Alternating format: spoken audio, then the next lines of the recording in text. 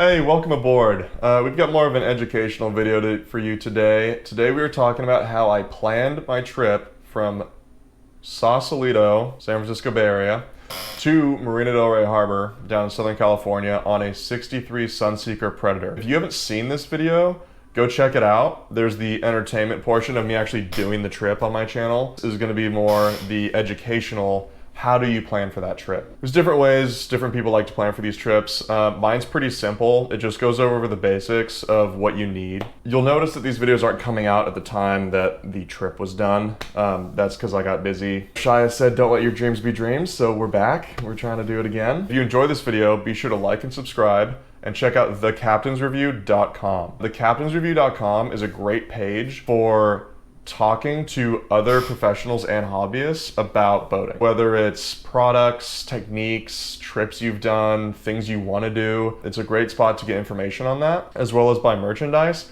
and read articles that I put out on boats that I've run, products, techniques, pretty much anything that's relevant for the time.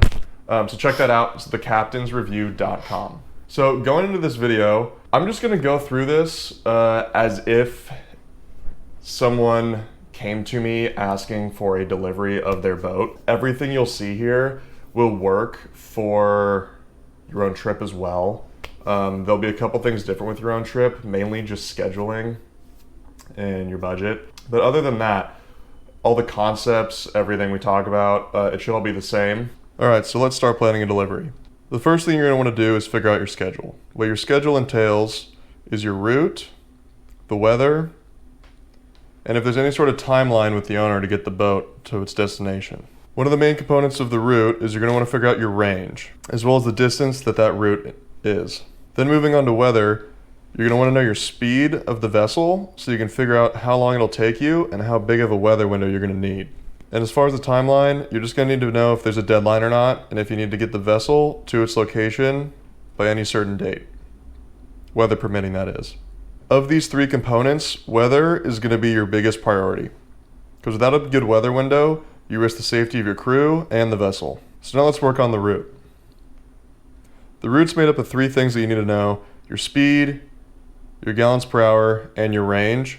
Gallons per hour and range are pretty similar in the sense that they're going to tell you how far your vessel's able to travel. In order to get your route duration and your route data, you can use a traditional chart and chart it out yourself. I personally like to use my iPad, and I use an app called CMap. It used to be called Embark, but now it's called CMap. But this app's really neat because it allows you to put in your destinations, and it'll tell you your heading, how long you'll be on that heading for. It'll go around all the land so you don't have to run through land. It gives you a pretty accurate representation of your distance, and you can also use it at the time of navigation to help keep you on your course. For this instance, our destination was Marina del Rey, and our start point was Sausalito, California, up in San Francisco Bay Area. And then once you select your destination and your start point, it'll give you your whole course. From this point, you can go to save your route, and you can enter your speed in knots of where you'll travel, and it'll tell you the distance as well as the duration. So we don't know what our speed is yet. So for now, our only focus is on what the distance is, which is 350 nautical miles. Once we know our distance is 350 nautical miles, we then need to figure out our vessel's range at different speeds and what its maximum range is. Luckily for me, in this instance, the owner provided a chart that had a pretty good representation of what the boat could do at different RPMs. So by looking at this graph and this chart, we know that we have to go 350 miles, and we can see that at 1750 RPMs, we can go anywhere below that for the entire duration of the trip, and we should make it on range. And as you can see down here in the fine print, it has a usable range of 90% of total advertised. We got definitely less than that, but it is something that's good to check when you get this information to sort of see how accurate the data is. From there, we wanted to figure out what our actual efficiency range was going to be. We wanted to give ourselves a range so that we could have wiggle room in case the trip took longer or we weren't able to fuel up, or in case of any emergency happens. So if you look at the graph there, you can see that 1500 RPMs is actually one of the more efficient places for speed. There isn't a big change in fuel economy from 1000 RPMs to 1500 RPMs. So anywhere between those two RPMs would be our range of where it'd be safe for us to travel the entire duration of the trip. So now that we want to be traveling between 10 and 24 knots to make sure that we get our efficiency and our distance, we can then determine how long this trip will take us. The app I was currently using will also do this, but if we do it in simple math, you just divide the distance you're going by the speed you're going, and you can get how long it will take you to cross that distance. In our case, our travel window is going to be between 15 and 35 hours.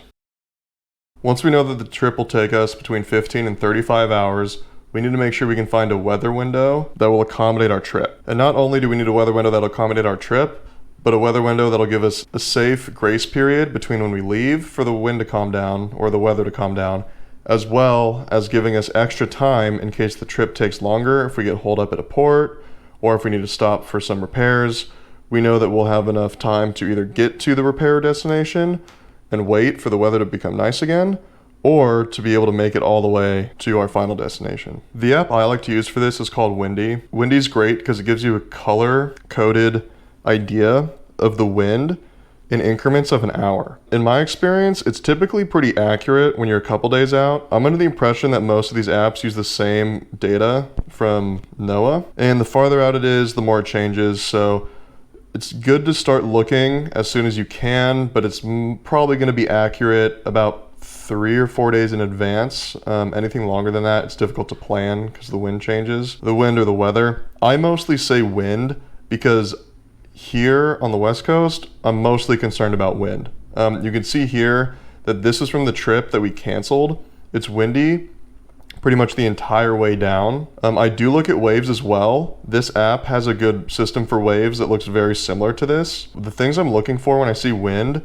is pretty much anything over 20 knots is going to be a really bad time and hard on the boat. With waves, waves are actually, I give a little more leeway because depending on the direction of the wind, if there's no wind, bigger swells that are rolling aren't as bad.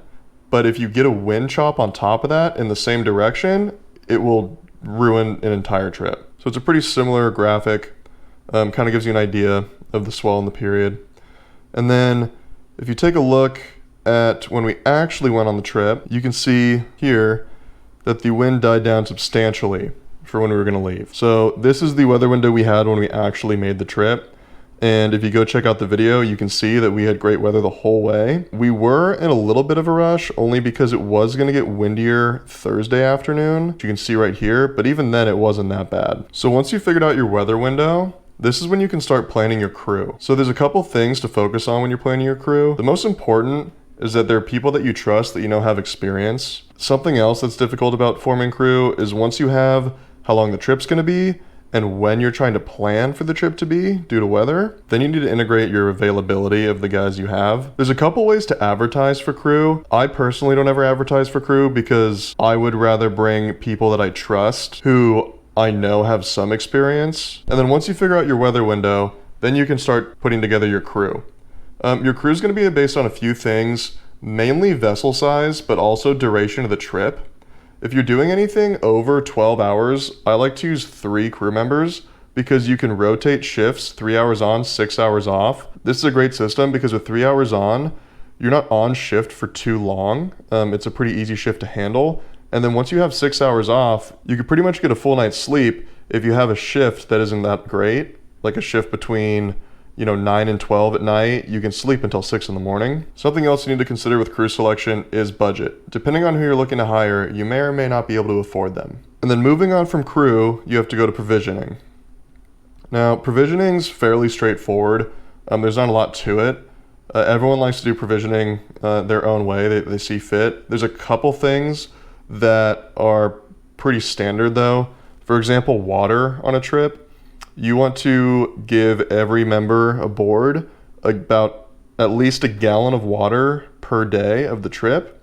And then I always add a day or two to that, depending on the duration of the trip and where we're going, if there's local places to stop or how in danger we would be of being stranded on the boat. For food and water, I always give a grace period of days so that we can have extra, because it's way better to have extra than to need it once you're out there. Something else to consider is any sort of safety equipment you think you may not have.